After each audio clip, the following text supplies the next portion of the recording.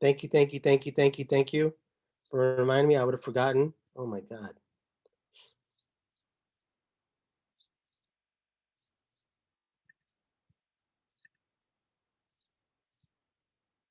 No, thank you. Oh, so no other questions before I start. Everybody understand that Adorno is a hipster. Again, he's a high culture advocate. That's important, and he doesn't like pop culture. And most of the Frankfurt scholars don't like pop culture.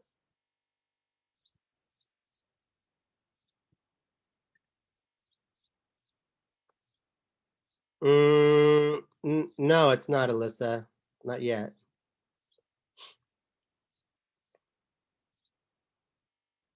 But I will make it available after the lecture.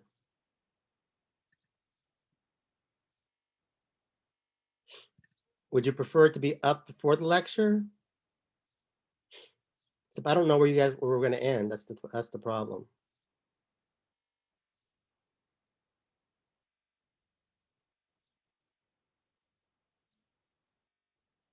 No comments, no questions. Okay, so Brecht. So good old Brecht. Um, theory, theater theory. So Brecht, and we'll talk about this guy next, Walter Benjamin, who happens to be one of my favorite theorists. So these two guys worked together. They were very close. Brecht very much felt that theater could be used to help reshape society if it disappoints us. Um, so he felt that theater could be a good teaching tool to teach us about society.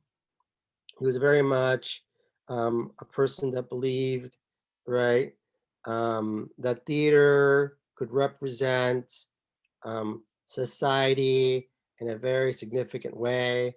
Sort of this idea of putting a mirror in society and sort of like telling us what's wrong with our society by using art.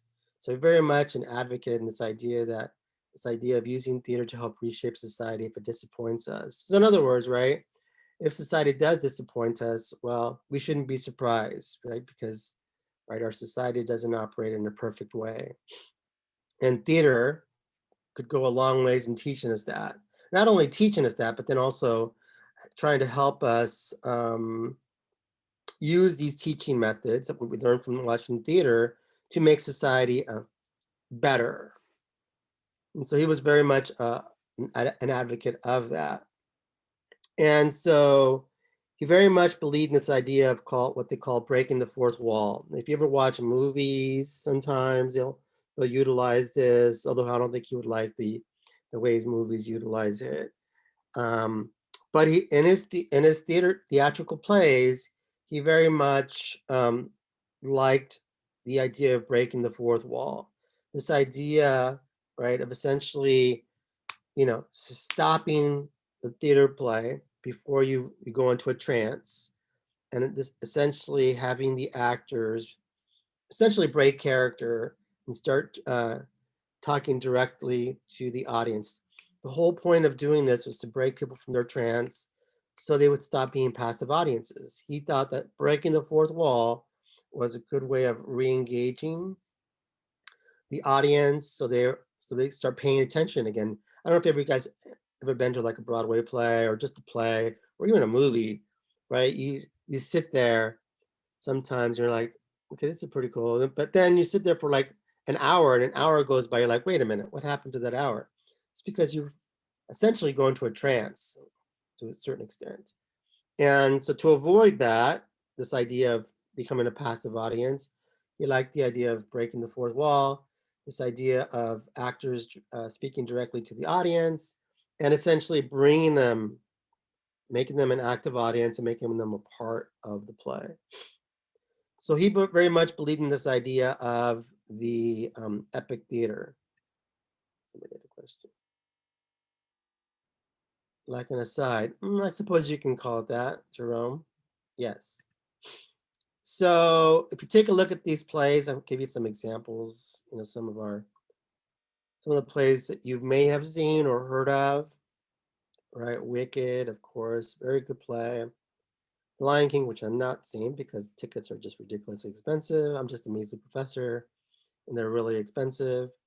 Phantom of the Opera, pretty cool play.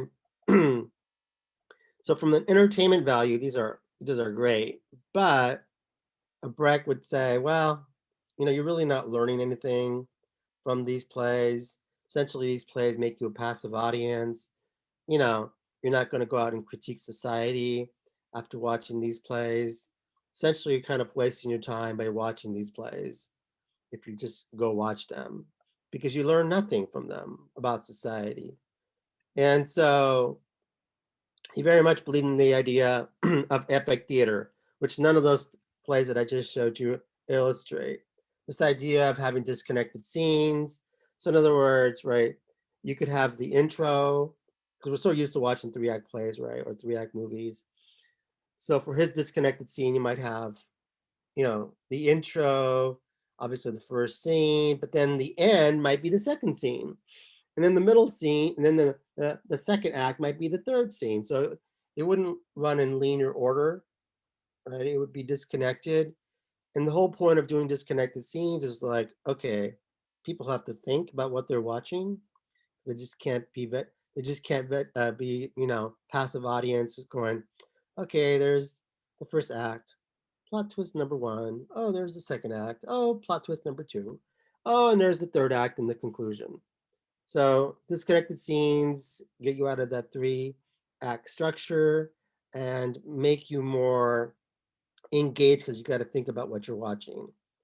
He also liked, again, the idea of using theater as a way, again, of putting a picture, or putting a mirror, I should say, in front of us and sort of illustrating all the political ills, or like political corruption, the social ills that people are facing, whether it's misogyny or racism or ethnocentrism or whatever, the economic inequalities that are happening in our society. So he would like to illustrate those in the play. And so again, he wanted you, after you watch these epic theaters, to go out and arouse action. This idea of, okay, start critiquing your politicians, sort of become a more active consumer or active critic of what's happened in our society, and how do you improve these economic ills or social ills that confront some people in our society. This idea of arousing action. So again, opposite of dramatic theater, right, which is what we're used to watching. So one more thing about epic theater. He didn't like the idea of actors becoming the character, right? He essentially wanted the actors to be, well, not really actors, right? And so this idea of, sometimes you hear about these actors who become these characters, and they lose lots of weight or gain lots of weight, or they work out so they can look like this character. He didn't necessarily like that idea very much. So the alienation technique. So he would also use these in his plays. So again, going back to that point that I was trying to make about breaking the fourth wall, essentially. So I didn't want the audience to suspend disbelief, so there was no impersonations. So in other words, actors becoming a certain character. He didn't like that. He would use harsh lighting, so it would get you up, start thinking more actively and sort of like shock you. He would have songs out of place. In other words, you might have a happy song with a scene that was sad, for instance.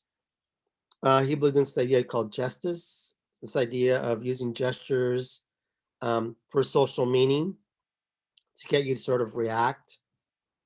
And actors referred to their characters. So, in other words, this idea of actors speaking in third person.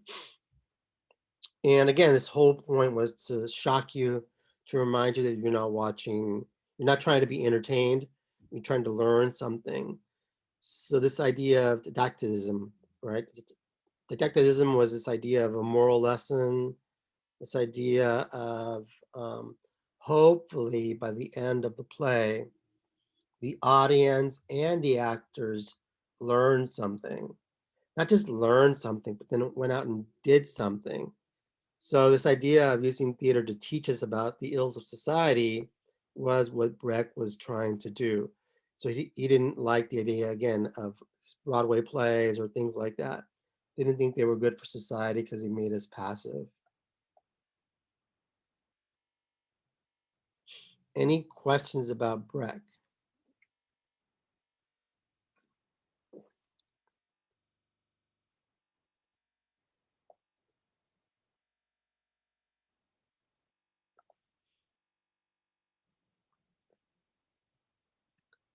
Okay, so he worked very closely with one of my favorite theorists, Walter Benjamin. Uh, some might just refer to him as Walter Benjamin, but we called him Benjamin when I was in school. Um, so Breck and Benjamin worked very closely. They were really good friends by all accounts. Um, and so he was influenced by this idea of the fourth wall. Now, a little bit of backstory about Walter Benjamin. He actually is one of the Frankfurt scholars who actually does not make it out of Europe. He actually is killed during World War II. So Adorno and Horkheim were able to flee Germany and make it to the United States safely. Walter Benjamin tried to flee Europe and thought he was going to be killed. Um, and it turns out that he took poison, took cyanide poison, and died. And when the rest of the sad part about it all is that actually the people he was with actually were able to escape, but he for some reason he thought they were going to get captured, and he poisoned himself rather than be captured by the Nazis. So that's the sad part about Walter Benjamin's life. But anyways, so going back to the idea of aura. So Adorno liked aura. So you got to think of Adorno and Benjamin sort of agreeing, but then also sort of disagreeing. Benjamin had way more faith in people than Adorno did. And so think of Benjamin as sort of, if they were sitting at a table, they would be debating. And they did sit at tables and they did debate. So the idea of aura. So again, Adorno likes it. Benjamin did not like it. He referred to it as cult value.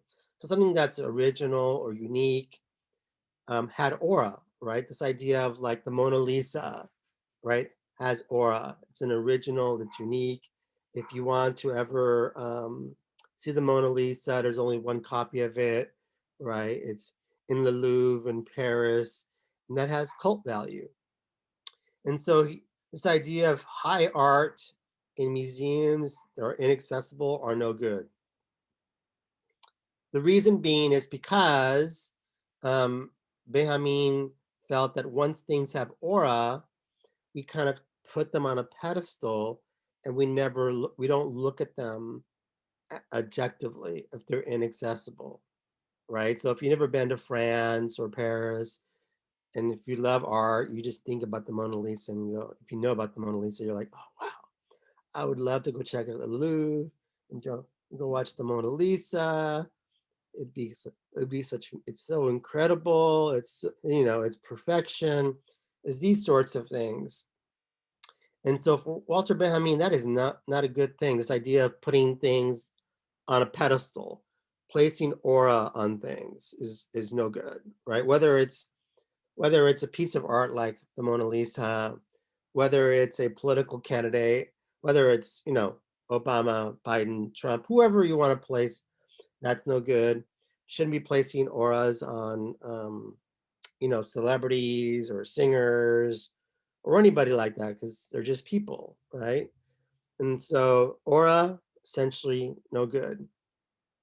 Now, the one thing that Benjamin's different than the rest of the other sort of Frankfurt, Frankfurt scholars. So he kind of liked the idea of copies. So unlike the rest of the Frankfurt scholars, just said copies were no good because it was just making money for the the artist. And once you start making money off your art, you stop critiquing society. That's the sort of like, that's the better, right? You know, sort of as the idea that most of the Frankfurt scholars have. Um, so he liked the idea of mass production of copies. So this idea of the internet, where you can essentially make copies of anything very quickly. I think he would like that. He would like the idea because better distribution, you have more viewers, uh, better marketing, more awareness. The idea of aura being lost, which he referred to as exhibition value, he liked that. This idea that things should not have auras, things should be sort of democratic, or at least have more access to it. So the idea of having, let's say, Coachella. I know some of you paid like, I don't know how much you guys pay for Coachella, $700, something ridiculous. Does anybody know how much you pay for Coachella? What are tickets? I know they're not having Coachella this year, but what's the ticket? What do tickets cost? What, $600, $700?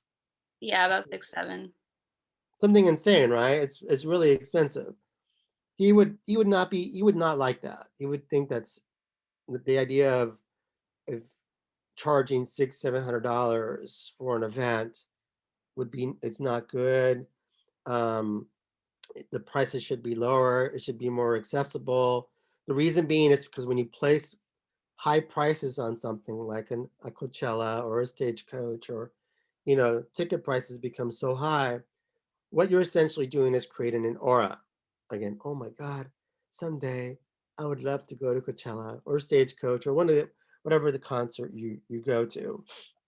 So high ticket prices. The Super Bowl, which is, you know, was kind of a dud this past Sunday. The fact that they charged, generally speaking, so much money for those tickets, Benjamin would not like that. He felt things should be more accessible.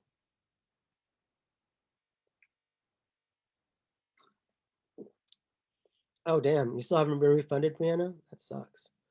Well, they said they were going to refund everybody, so um yes, the ticket, I think the ticket cost is for all 3 days. I believe it. Is it worth it? I have no idea. I've never been.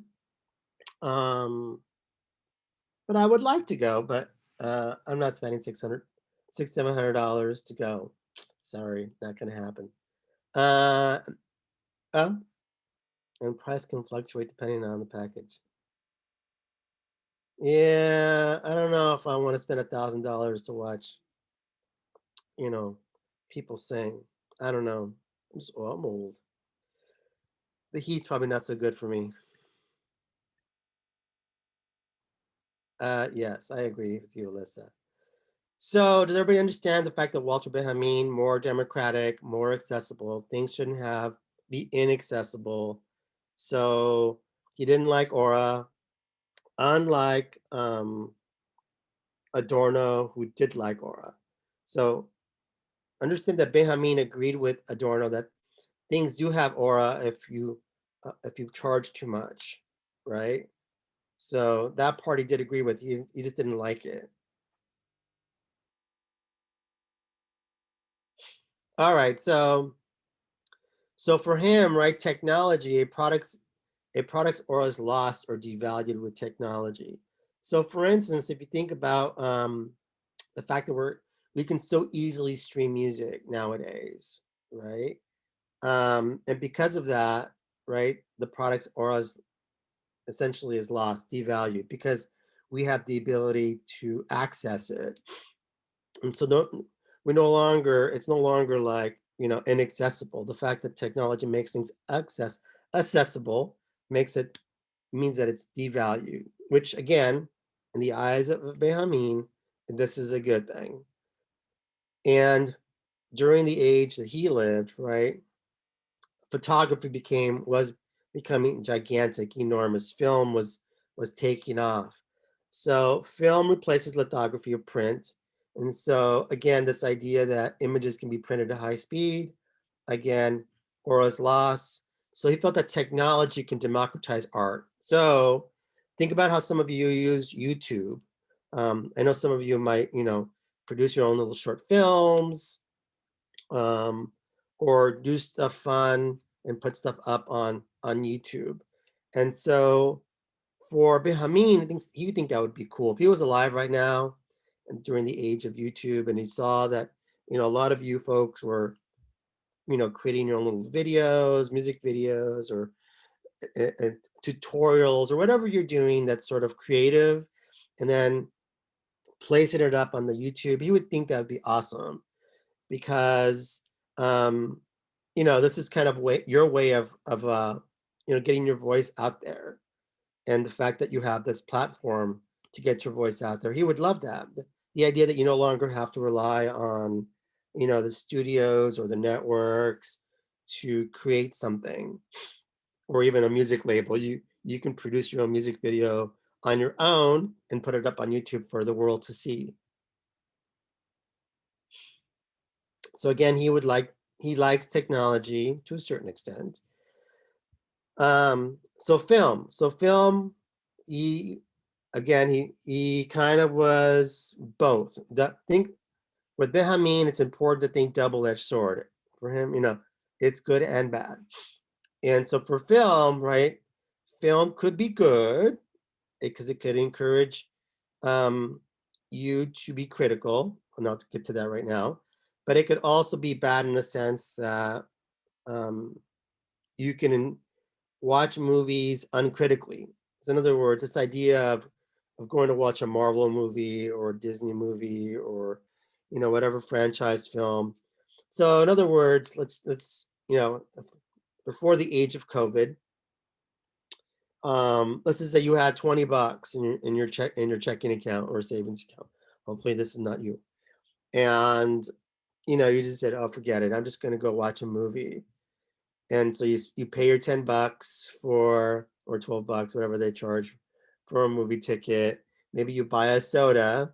And so essentially you've spent most of your money to go lose yourself um, in this movie. So he didn't like the fact that sometimes some of us use movies or entertainment to sort of escape reality and forget about the social ills of society or the economic ills of society. So he didn't like when films essentially made us passive or uncritical. So this is where he does sort of side with the rest of the Frankfurt scholars.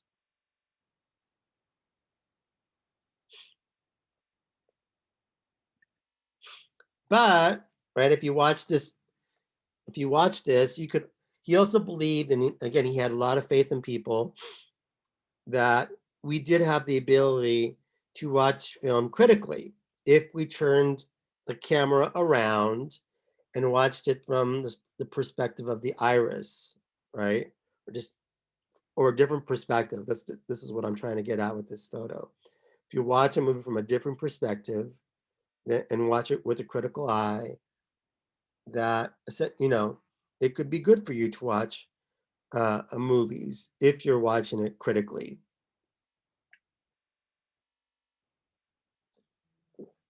from a different perspective.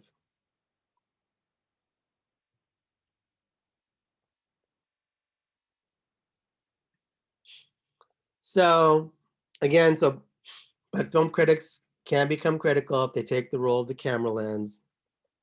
And so for Benjamin, right, it's all about what happens at the point of reception. So in other words, when you come into contact with that movie, are you watching it as a passive audience, or are you watching it as an active audience or a critical audience? So for him, it's all about what happens at the point of reception. He doesn't assume that you're being passive, and he doesn't assume that you're being active. It just depends on where you're at. Unlike Adorno, who just assumes that you're watching everybody's being passive, he doesn't assume that. He assumes that you could be active at the point of reception. Any questions about Benjamin and how he very much felt that, we could be an active audience, potentially? That we weren't necessarily lemmings when we watch something. Hey, Mr. Puente, I had a quick question. I know this isn't this lecture we're doing. It was, I think, last week we were talking about evil people. What was the name of that one guy, remember, who was not being fair to his clients and his workers? It was for Comm 346, remember? There's like a guy who we deem as not a good boss, so to speak, but he had a name. He You had know a what I'm name. talking about? No, I don't remember. Oh my goodness. Okay. I'll have to look back at my old notes. Okay. I'll let you know, because I remember just the connection between the two when we're talking about evil bosses. That's pretty much it. Yeah. Darn, I'm trying to remember now. I don't remember. Darn. Okay. So might be a good example for right now. But anyway, so he very much believed the audiences are often quite critical of new and not critical of the conventional, so less creative. So one of the things that, again, going back to what he agreed with Adorno, was that the fact that we tend to love our Marvel movies, our Harry Potter films, our Star Wars films. So things that are, very conventional, we accept. We're not very critical of them, but we're very critical of things that are new, unfortunately. So for instance, I remember a few years ago, actually several years ago, I watched, well, I didn't watch the whole movie because it was too long, but I watched a big chunk of this movie. It was a 24-hour movie. Believe it or not, 24 hours. It was a 24-hour movie. So you can literally walk into this theater and watch different parts of this 24-hour movie. And so I remember telling folks, some of my friends and just other people, like, oh, you should go check out this 24-hour movie. It's kind of weird. It's interesting. And they're like, what? A 24-hour movie? No way. I'm not going to go watch that. There's no way. And so people were like, thought I was a wacko for going to watch this 24-hour movie, because it was just, the idea of watching a 24-hour film kind of looped. So every 24 hours, it would just loop around in a 24 hours. It was kind of weird. But I personally enjoyed it, that it was different. what's the name of the movie? Oh my God, I don't remember the name of the movie at all. But it was weird. I mean, it was weird, but I liked it. Sounds horrible. No, it wasn't that, okay. It wasn't that bad. I mean, it was slow, but it wasn't that bad. It was totally unscripted, by the way, as well. Was it like a telenovela or something? It was like a slice of life. It was like a fly on the wall. So this camera was sort of on a fly on the wall and just filming these folks for 24 hours straight. It was like a documentary style. It was over at the LACMA. I don't know if anyone's ever been to the LACMA Museum, but they were playing it there. And, you could walk in and watch different snippets of this 24-hour movie. Yes, I know some of you already said it's terrible. It wasn't that bad. But anyways, but this kind of leads to Benjamin's point that anything that's unusual, right, we're very critical of, and we're not critical of the conventional. I think he does have a point there. So this idea of technology, going back, yes, he liked technology to a certain extent, but he also felt that technology could result in something called a new aura. So think about the way technology is used in movies and television. Music videos are kind of passe, but think about how technology is used nowadays for close-ups for celebrities, lighting celebrities in a certain way so that they look great, makeup to hide any flaws that the celebrity may have. And so essentially what technology does, according to Benjamin, is that it essentially creates perfect people on screen. You look at them and you're like, wow, that person is beautiful, right? He is so handsome, or she's so beautiful. They're flawless. It makes them look unhuman. Also, the way that the studios market and distribute movies nowadays, essentially he would refer to this as creating a new aura. In other words, the art itself has lost its aura because it's accessible, but the celebrities in the art have been put on a pedestal, which some people refer to this, not, this is not Benjamin's words, but some people refer to this as the spell of personality. I don't know if you ever are familiar with Andy Warhol or these social folks who refer to the spell of personality. They're essentially, referring to Walter Benjamin, which he calls or refers to this as the cult of celebrity. So art loses its aura in technology, but the celebrity develops an aura because of technology, because of distribution and marketing. And so now we tend to put people like Tom Cruise or Tom Hanks or those sorts of folks on pedestals. And of course, for Walter Benjamin, this is harmless, right? It could be harmless, right? If it's, if you're a teenager and you're putting up, posters of heartthrobs in your room, nothing wrong with that. But again, Walter Benjamin grew up in Europe during the 30s and 40s and saw the rise of the Nazis and saw how, essentially people placed Hitler, right, and Mussolini on pedestals.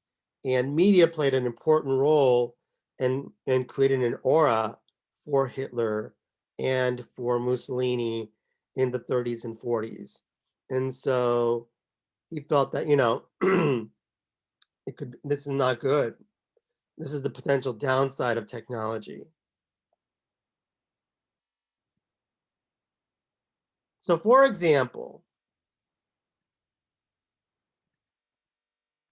A long time ago, Hollywood movie studios developed a method to hire actors for a long-term period, with the goal of guaranteeing success for their movies. This was called the star system, and those contracts were huge and complex, ending up in the studios controlling the actor's life. And how did it work? Well, let's check the background first. In the 20s, sound was first introduced to film, and the industry was booming. The patent war against Edison encouraged producers to move to California, which gave birth to Hollywood, a place where they intended to produce films in high scale and develop a production standard pipeline. That pipeline was created by the owners of the Big Six companies: Paramount Pictures, 20th Century Fox, Warner Brothers, MGM, Universal Studios, and the disappeared RKO. This also inspired on the Broadway method to develop actors in theater in the 19th century, and that was named the studio system. It had a lot of success and kicked off the golden age of Hollywood. It was based on the principles of business efficiency, economic rationalization, and hiring employees for a long-term period under exclusivity contracts. If an actor was signed, it meant that he or she was introduced into the star system, which meant really changing his or her life forever. Examples here are actresses like Audrey Hepburn, Greta Garbo, and Rock Hudson.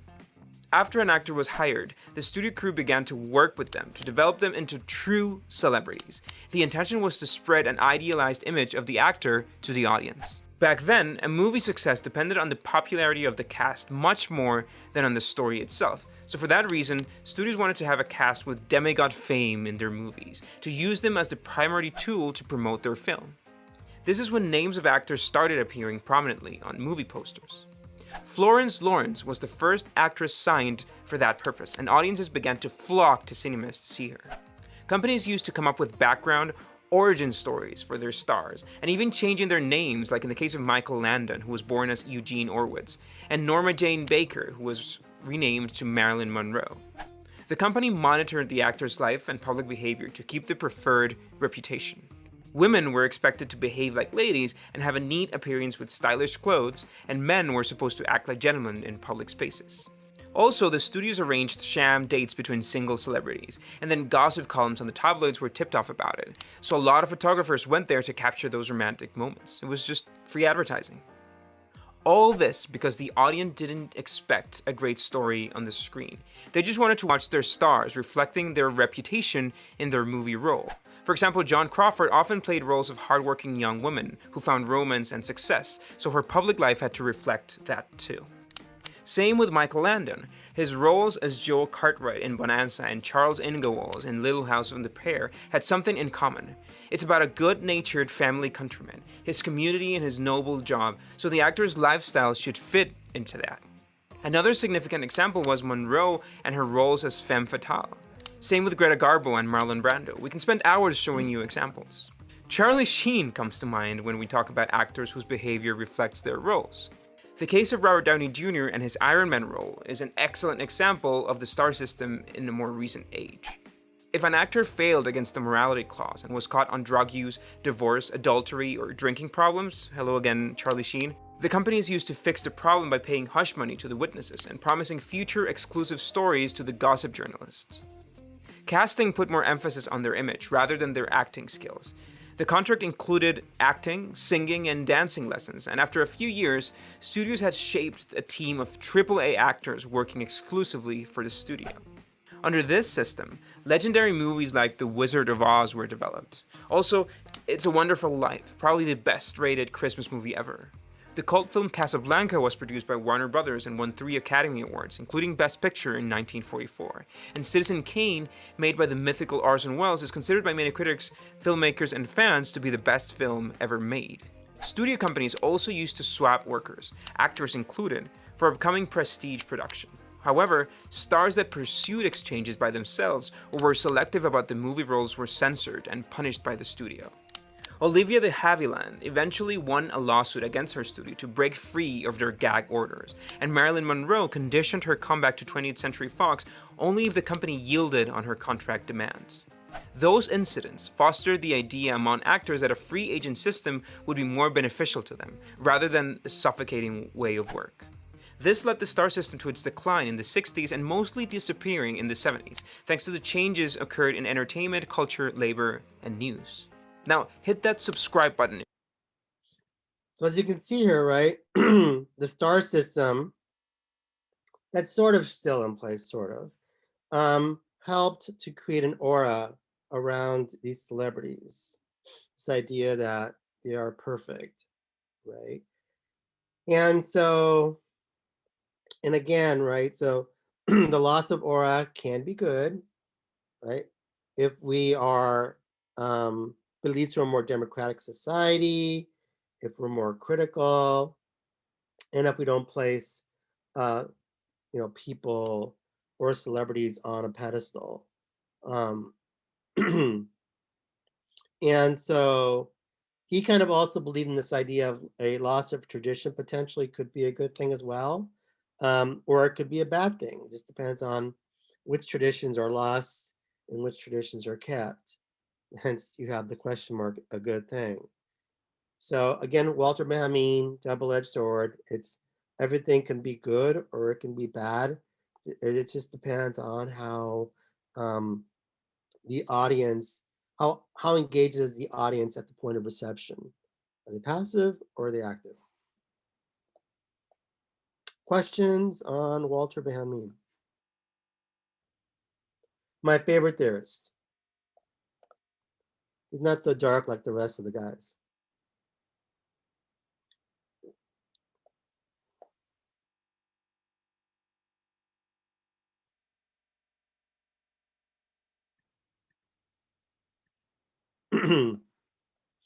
Okay, so here we have Jürgen Habermas. Habermas and his public sphere theory. So one of the big critiques, I'll start with the critique of Habermas. So the kind of society that Jürgen Habermas envisioned never really happened. So he is always referencing back to the different times, hundreds of years ago. So back in like the 16th, 17th century, those sorts of things, where people would gather in like the public square and converse and talk about what's going on in society. And so that's what Habermas is referencing. And so there'll be a lady by the name of Nancy Fraser, who we'll talk about later, who essentially tells or critiques Habermas because she mentions that That's the kind of society that you're talking about never existed because it never included women, which is true. Didn't include slaves, or didn't really include people who were of a lower class. And so all you're talking about are people who are middle class folks or upper class folks that can actually go and hang out in these squares or at the pub or wherever. And so that's one of the big critiques of Habermas, kind of like the same critique of Marx and same critique of Adam Smith. They never actually envisioned or lived those societies, the things they talk about. So, according to Habermas, in a perfect society, or again, the society that he references but actually never existed, there is this sphere of public authority. So this is the ruling class, right? This is the people, the folks that make the rules in our society. Um, so if we're thinking about the United States, right, it would be the government. We makes the rules, whether it's um, the state, local, federal government. Um, he would also mention that people who also make the rules are the high class, or the people who have lots of money, or even corporations that have lots of money that it can essentially use their money to make rules. So up here in the creme de la creme, right, the very top of society, there's the sphere of public authority. They make the rules. And then we have the public sphere, where this is the cafes and squares where, again, according to Habermas, people would come and talk and chit chat. And so the people that were in the sphere of public authority, the people who were, the king, the queen, or people who were, had lots of money or lots of power, would leave their place wherever they were, and they would also come to the public square to interact with folks, the regular folks in the public sphere. And people in the private sphere that were in their homes would leave their private sphere as well. And so everybody would gather right in these places like this, right? All these people would come and they would gather and they would chit chat in these public spaces, right? And this idea of mediation. So, because these folks from the sphere of public authority would leave wherever they lived or wherever they were, their offices or wherever, and they would come to the public sphere, they would make good rules for everybody. Okay, the reason that they're making good rules for everybody is because they were leaving wherever they were working at or wherever they were living, and they were interacting with regular folks and saying, oh, okay, so this law makes sense. This law doesn't make sense. It's going to hurt too many people. And so you're making laws that are going to essentially help society become a better place, or making rules to help society become a better place as opposed to hurting people. Does that make sense?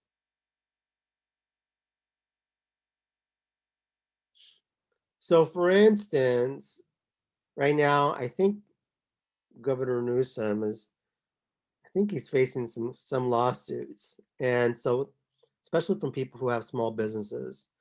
And so one of the critiques, right, is that these folks, the government, our state government especially, is making rules without really talking to them why they're making these rules. So in other words, this idea of just shutting down businesses and saying, nope, you're shut down and that's it, because your business is a super spreader business, and without any sort of dialogue. So what these businesses are basically arguing, or business owners, is that essentially the sphere of public authority is making rules without really consulting them. And so in their eyes, and in the eyes of also Habermas, mind you, that democracy, right, if you want to have a true democracy, that people are going to make rules. They're not going to make rules until they actually, have dialogue and talk to the folks in the public sphere about why they're making these rules, as opposed to just making rules. And so the ruling class is supposed to listen to us folks in the public sphere. And also what's important about the public sphere is that there's no idea of prestige, or your name has this certain number of clout. There's no idea of there's no class. So this idea that, you're meeting in the public sphere and you're talking about common issues that affect everybody, right? Regardless of your class. So whether that be, I don't know, crime of some sort, something like that, education maybe. So these are all discussed in the public sphere. And one last thing about the private sphere is that the private sphere is home. And so this is where it's really, if you want to have a true democracy, a good democracy, a well-working democracy, in the opinion of Habermas, is that folks essentially need to be taught well by their parents or grandparents or whatever. People need to be an educated person, to become educated in their home. So this idea, if you want a good democracy, literacy has to be taught in the house. So in other words, not just school only, but also home, because literacy is important. You need to have smart people, right, in a society in order to have a well-working democracy. So if we have too many people who are not literate, democracy begins to fail.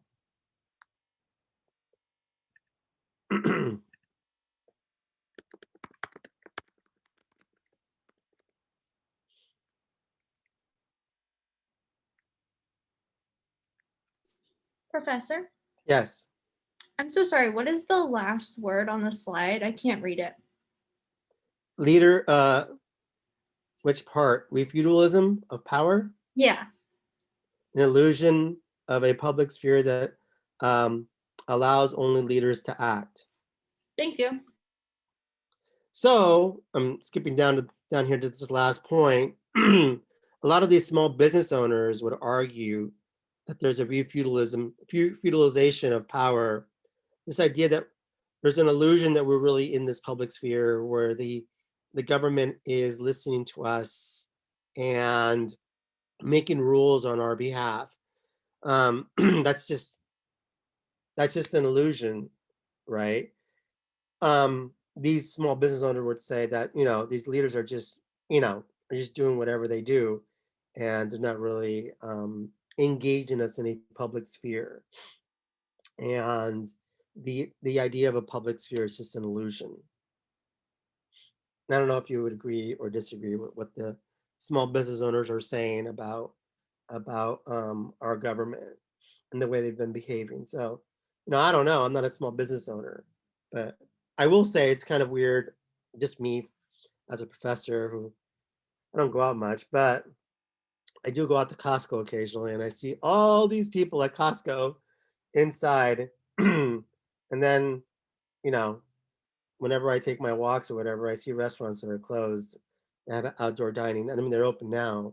And I always think to myself, well, I mean, where am I more likely to catch the virus? Sitting out here outdoors, or going to a Costco where tons of folks, but they're allowed to open they're allowed to operate. I don't know. To me, it's unusual. It's a little bit weird. But again, I have no dog in the fight. Questions, concerns, comments?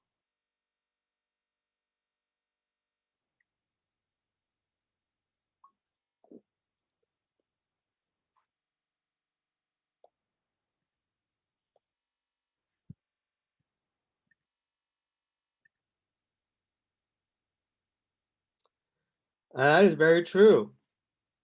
That is very true. Um,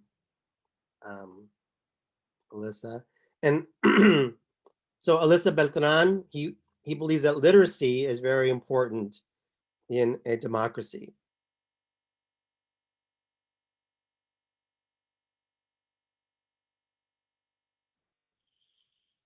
Well, it's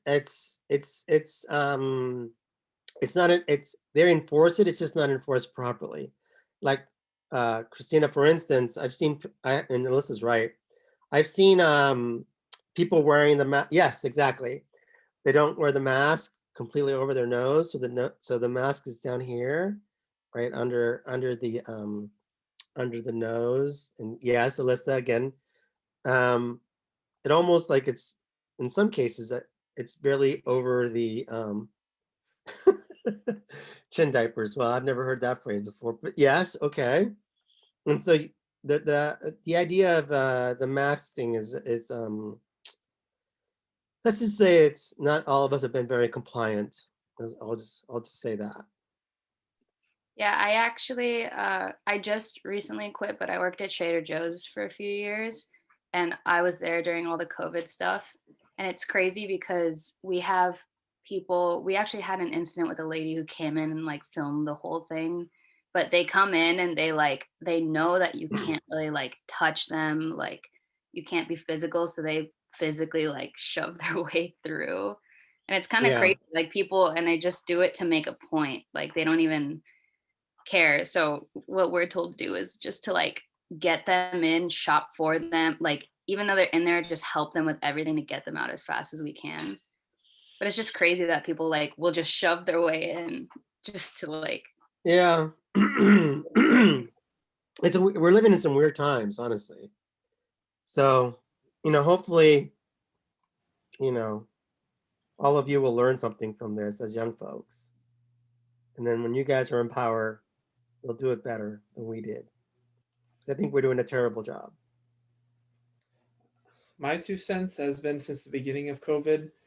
As I mentioned in the chat, you should have somebody who's like, since all these bars and clubs are closed and they're not open, all those like intimidating bouncers at the front should work for grocery stores and basically telling people kind of like, oh, okay, you're wearing a mask, come on in. Oh, you're wearing a mask, come on in.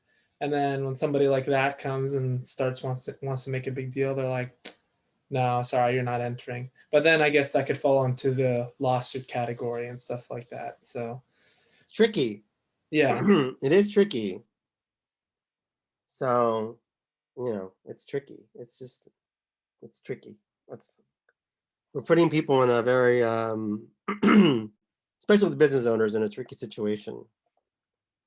I feel for them.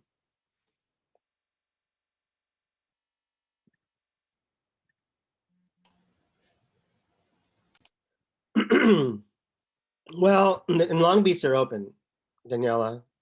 Um, they have outdoor dining in Long Beach, and they even had the Super Bowl on TV.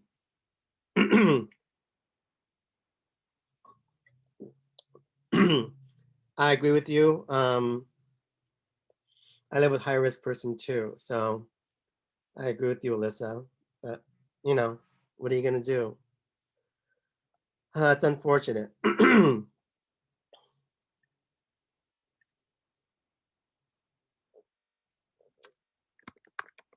It must be nice for you, right? Because for teachers, including myself, since we work online, we don't have to wear a mask, right?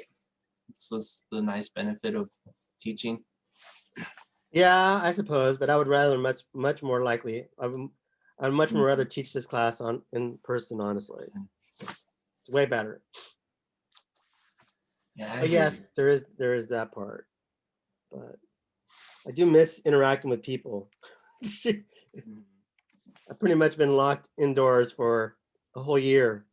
I miss going to the gym, miss going to the movies, all that stuff. Miss going out places too, right? And Of travel a lot. course.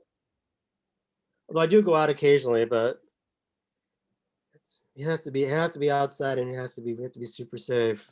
Because I do live with a high risk person. Um, is it your wife? No, we look after my mom. Okay. So if she catches it, it could be she could be in trouble. I was gonna ask you too, Professor. How's your family doing? Are they better? We actually had a death this weekend. I'm sorry, man. My sister-in-law's father died. Sorry, Professor. It sucked. Sorry to hear that, Terrible. Professor. Pretty sad.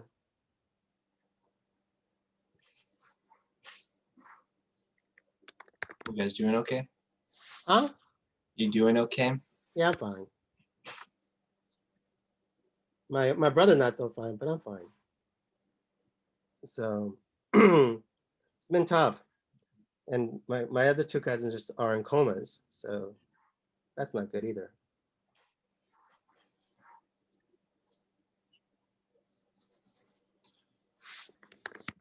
So one last thing before I move on, not to be such a downer. So according to Jürgen Habermas, media, mass media. So when I talk about consumer culture, this is going back to Marcuse, and Marcuse talks about the idea of consumerism. Consumerism is not good for us as society. So if you think about it, right, this idea that we're being trained or taught to be good capitalists and spend when we don't have, this idea of building up, credit card debt, those sorts of things. That's terrible. That's consumer culture. This buying things that you don't need is consumer culture. And also one-way communication, although this is sort of changing, obviously because social media, but it used to be traditional media had one-way communication where authority figures use the media and we really can't respond. You kind of see this nowadays whenever Governor Newsom or one of our President Biden or President Trump would use the media, right, to have a press conference. And really, at the end of the day, yes, we can use social media to communicate back with them, but we really can't use television to communicate back with them. That's what he's sort of referencing in this case. The commodification of news, meaning that we're not really getting quality news anymore. Most of our news is low quality. We learn very little about what's going on in society through our news, largely because news are generated by ratings. So for instance, I don't know if you guys ever watch the news, but oftentimes you'll have car chases on in the news, and which drives me personally crazy. But the reason they have car chases on the news is because well, that generates ratings. And so because of algorithms and all sorts of things, they know that this is what we should lead with, and this is the kinds of news that we should cover. The idea of conflict, it tends to be something that's big on the news. And so because of this, it's destroying our public sphere. Also, the idea of private interest, this idea that you can have rich companies that distort our news or distort information, right? This manipulative publicity, all leads to what he calls the refeudalization of power, this belief that we believe we're in a public sphere where the people that are making rules are acting on our behalf, but in reality, they're not. That are essentially our public sphere has been taken over by private interests and by government that doesn't listen to us anymore. Any questions about Jürgen Habermas and this idea that, essentially our public sphere is no longer a public sphere?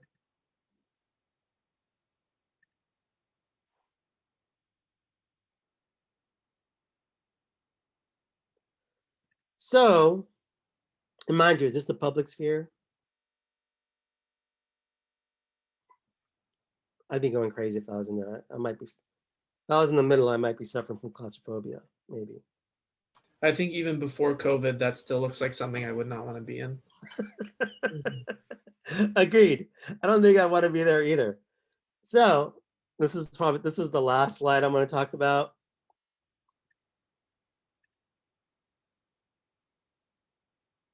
That is true, Jerome.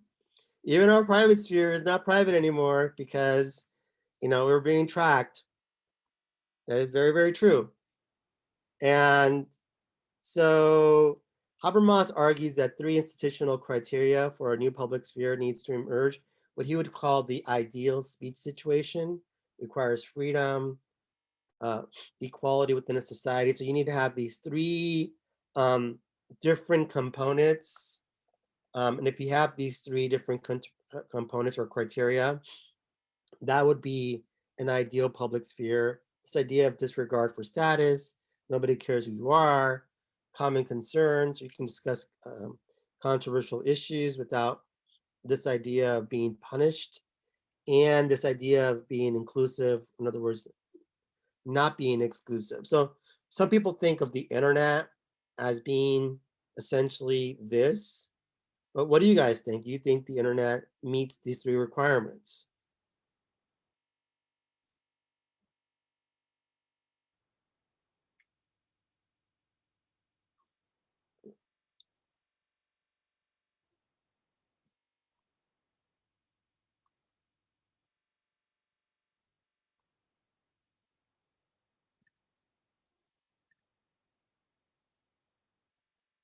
I hop on Facebook and I see a lot of controversial topics all the time. Yeah, like Alex and Alyssa said on the chat, like it depends, or sometimes on what platform, right? Yeah. The thing about Facebook or social media is that sometimes they do deplatform you. Some social media platforms. I'm not sure about Facebook, but I do know you occasionally get deplatformed.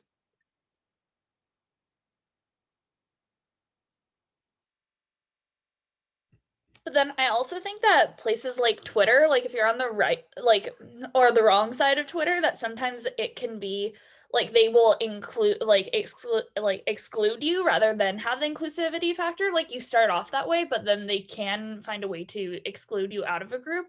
So then it like kind of goes back to the public sphere that we have like in real life. Yeah. So yeah, think about, one of the bad sides about cancel culture, which I think the intent is good, mind you. I'm for it, generally speaking. But one of the dangers of cancel culture is that you too might get canceled. There seems to be no way back from once you're canceled, you're canceled. There's no redemption. It's really tough. Yeah, like you were saying, it's really tough to get back your status because I think I don't know if you're familiar with Aziz Ansari, Professor Puente. Yes. The comedian? Oh, go ahead. The comedian. Yes, the comedian. Yeah, he basically was accused of like sexual misconduct with this girl. And so at first, like basically everybody was like, oh, cancel Aziz Ansari, blah, blah, blah. Like he, did this terrible thing to this woman, blah, blah, blah. But as like proof came forward and basically he mentioned what happened, it wasn't like even his fault. He basically, he goes into it on his like comedy special on Netflix, but Yeah, I watched it. yeah, it just goes like it's kind of crazy because at first I used to, well, I still do, I love that guy. Like I think his humor is so cheesy but it's so funny. But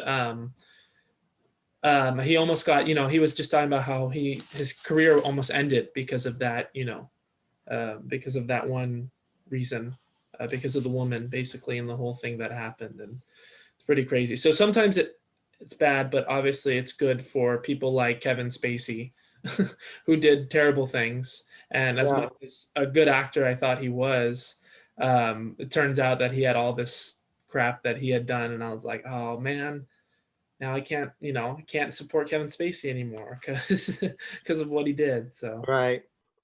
Man, I heard when I used to work in Hollywood, we used to hear stories about Kevin Spacey, but we just heard stories. I didn't know. Turned out it was true. yeah, that's so crazy because I think some people, even with the whole Harvey Weinstein thing, like so many people knew, but like nobody was gonna mess with like Harvey Weinstein because of like the status he had in Hollywood and how he could just like end your career, and that's what's so scary, you know. Yeah, as Kelsey pointed out here, Johnny Depp got canceled. I remember that too. Yeah, that was recently actually. Yeah, he just recently got canceled. Yeah, I think he lost a movie role because of it. I can't remember. And Shia LaBeouf too. I think he lost the Pirates of the Caribbean role because of the scandal. He also lost the Fantastic Beasts and Where to Find Them role. Oh, he lost that one role as well. Mm-hmm. A lot of money. Yeah. Oh yeah, Ellen too. Darren said Ellen, and Ellen, yeah, yeah, she got I canceled. heard she was not a very nice person. I don't know. Again, What did you say? Sorry. This idea of placing people on pedestals, you know, there's lots of people who are not very nice in Hollywood. That, you know. I've heard Meryl Streep and Barbara Streisand aren't very nice, but I mean, I've never met them, so I wouldn't know. Who? The- Meryl Streep and who else? Meryl Streep and Barbara Streisand. They're I met both. Barbara Streisand. She's a really kind. Oh, she is? Okay. Well, I heard she's my kind personal of diva. my personal interaction with her was good, so she was fine with me. I mean, I don't know about other interactions with other folks. I met her and her husband. Is it James Brolin? Yeah. Oh, I didn't know she was married to him. Okay. I don't know if they're married, but they were together at the time. I think they're still together. Oh, gotcha. Yeah, I mean, I've never met them, so I can't judge them. I just heard they're kind of like, I mean, everybody has that. Not everybody, but a lot of actors and actresses have that status on set. Yeah, I heard what's his face? Justin Timberlake, JT, bringing sexy back. I heard that guy's actually not the nicest guy either, according to other people. Well, again, they're human, so they're gonna have good Well, moments and bad moments, and yeah. And this is why it's important not to put people on pedestals, because we're just human. We're flawed. All of us are just flawed. Yes, sir. You were talking about how people like get away, like certain people it doesn't really affect as much. Why do you think that happens? Why does that happen? Yeah, we live in a society that likes to, bring people up or build them up and then take them down. That's true. That's part of cancel culture, is taking people down.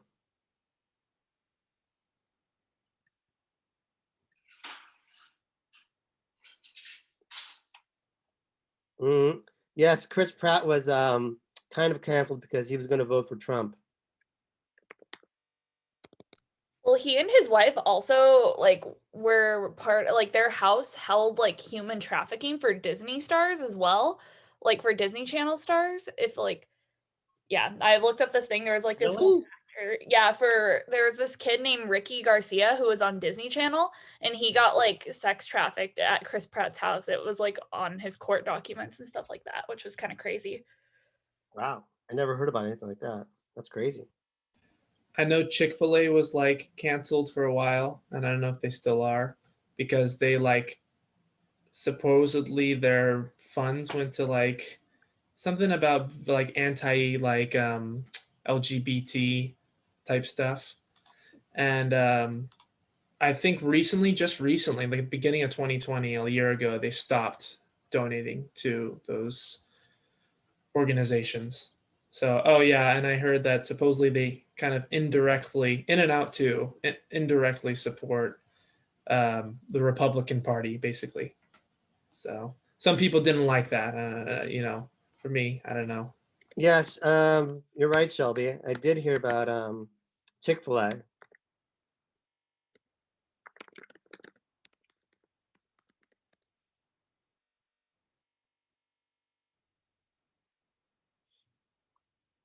Well, I mean, the thing is, when you're a company, you want to have good relations with both sides, if that makes any sense, the Democrat side and the Republican side, because you don't know who's going to be in power, and so you want to have essentially good relationships with both sides, so that way if you need something from that government, from whatever candidate, you have the ability to lobby, which isn't necessarily ethical, mind you, but it is legal.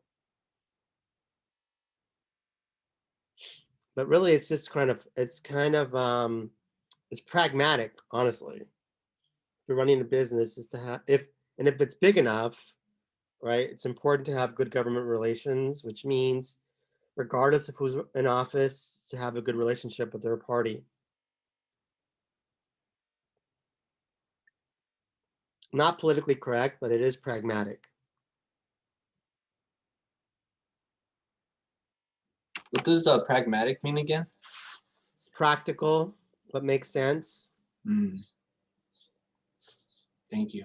It's essentially not being tied to one ideology. You're just kind of like, well, this makes sense. I'll just go this. I'll just do this.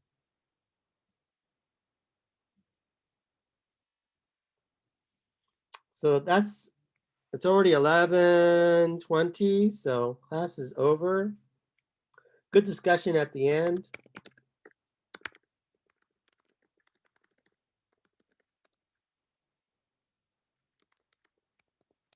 Oh, no, we have no class. Oh, thank you, Christina. Yes, no class next Monday. It's President's Day.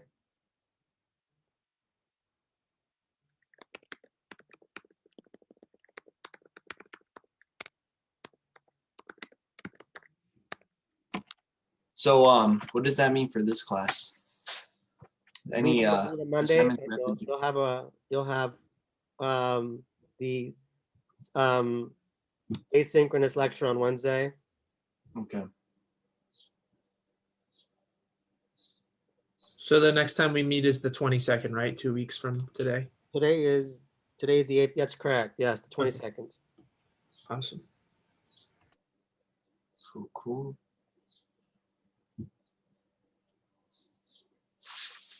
Well, have a good day, everyone. Thanks, Professor. See you in a few weeks. Have a All good right. Thank you, Professor. Thank you, Professor Fuente. Bye. Adios, class. Thank you.